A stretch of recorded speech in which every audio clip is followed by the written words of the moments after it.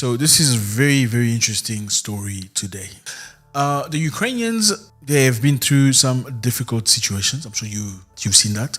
A lot of them were relocated to Europe as refugees. Obviously, as the war continues in Ukraine, many Ukrainian men and women have gone to Europe to try to find refuge. So I don't know if you remember, the UK government offered money to every UK family that was willing to host a Ukrainian family. Do you remember that? I think it was about £350 per week, I think. I'm not 100% sure about that. But they did offer every person willing to host a Ukrainian family some money to kind of just carry on living a normal life while hosting somebody. I think that was very generous from the UK government. Very, very humane, very appreciative. So now the situation today is that Ukrainians that have moved to the UK, living in the UK for a while since the beginning of the war last year, today are complaining in the UK. They are complaining, saying there are too many black people around the neighborhood. No, we're not happy. There are too many Muslims in the neighborhood. Isn't that interesting? Very interesting, isn't it? We were quite shocked at how difficult she found different cultures. She felt there were just too many Muslims. Too many Muslims, too many people with different skin colours. Her guest's son was enrolled into the local school, where the majority of children happened to be black and Asian. And then to just have her complain about the demographic of the school and going, well, he can't be safe there. There's not enough white kids, essentially. The majority of my neighbours are Muslims. A lot of them are Kashmiris or Pakistanis, Indians, and they're wonderful people. And you just felt if you just would sort of give them the time, perhaps we'd come to the same conclusion. They both agreed to end the placement. So basically, they ran away from war. They've been hosted by UK families and people willing to host them and have them staying by them. But all of a sudden, now they're saying, we're not very happy because there are way too many black people around. And there are way too many mosques and Muslim people. We don't like that. Isn't that? How do you feel about that? So you have run away from home due to difficulties, which we feel sorry for you about that.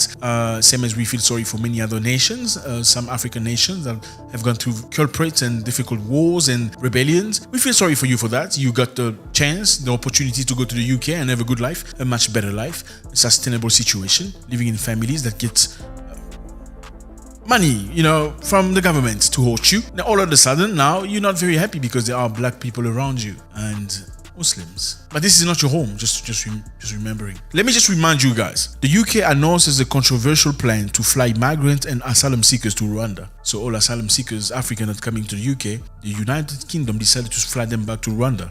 Unlike Ukrainians, Britain will send migrants and asylum seekers who cross the channel thousands of miles away to Rwanda under a controversial deal announced Thursday as the government tries to clamp down on a record number of people making the perilous journey. So a while back, when Africans ran away from wars in Africa and rebellions and many other difficulties, the United Kingdom decided to send them back to Rwanda. Right?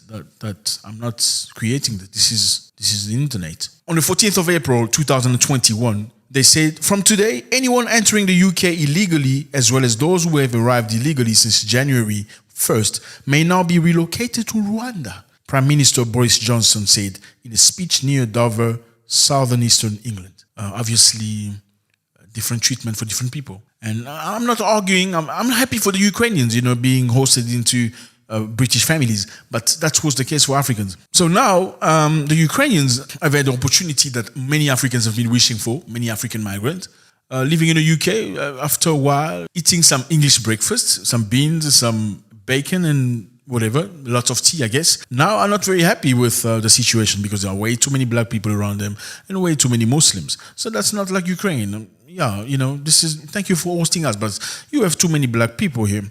We see you have too many mosques and Muslims, and this is not very comfortable for us. Can we say that Europe gave Ukraine a much better treatment than they gave to Africans and Syrians and other nations? Can we say that? Would it be unfair to say that? I mean, look at this.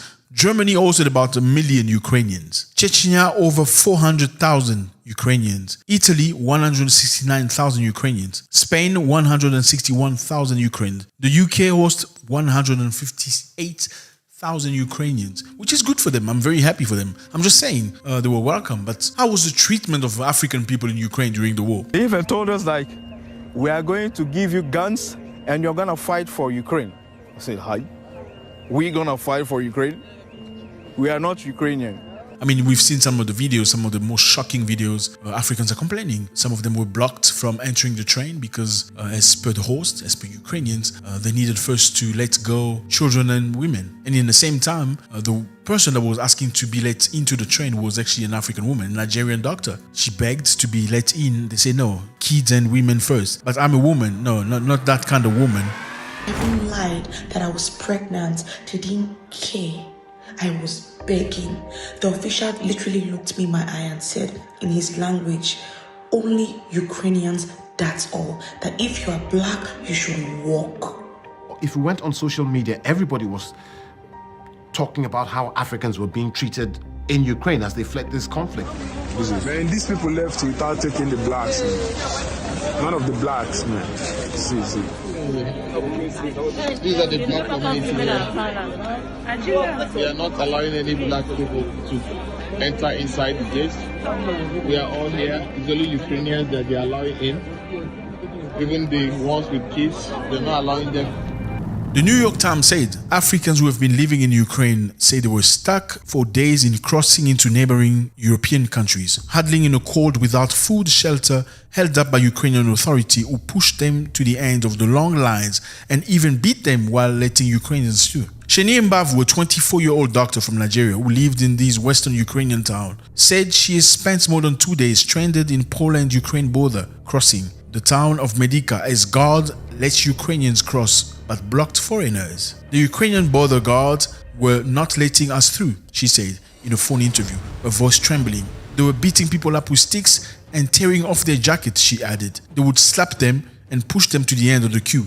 It was awful. Mbavgu, the Nigerian doctor, managed to reach Warsaw, but says she crossed the border only by struggling and pushing her way through. They would say only women and children can pass through, she said. But they were letting some Ukrainian men through, and whenever a black lady would try to pass, they would say, our women first. Can we say that this was meticulously done? It was, they were obviously choosing faces and colors and stuff. Can we say that? Well, this is not a secret anymore. As the Bulgarian Prime Minister said, these are not the refugees we are used to. These people are Europeans. These people are intelligent. They are educated people. This is the Prime Minister of Bulgaria saying, you should give Ukrainians much better treatment because these are not the people we are used to. These are not the type of refugees we're used to. These are different kind of people, intelligent people. So that's what I'm saying.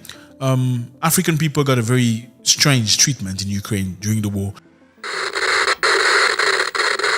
When you get close, you're either pushed back or you're told to come back the next day. As the world was pushing everybody to support Ukraine, you could not turn a blind eye into the fact that African people were mistreated in Ukraine during the war. It's very difficult. Where I became to the worst area of the Birmingham, unfortunately. Oksana moved here from Kyiv last summer. She admits that at first, living side by side with so many different cultures made her feel afraid. I was very afraid because it was not usually for me.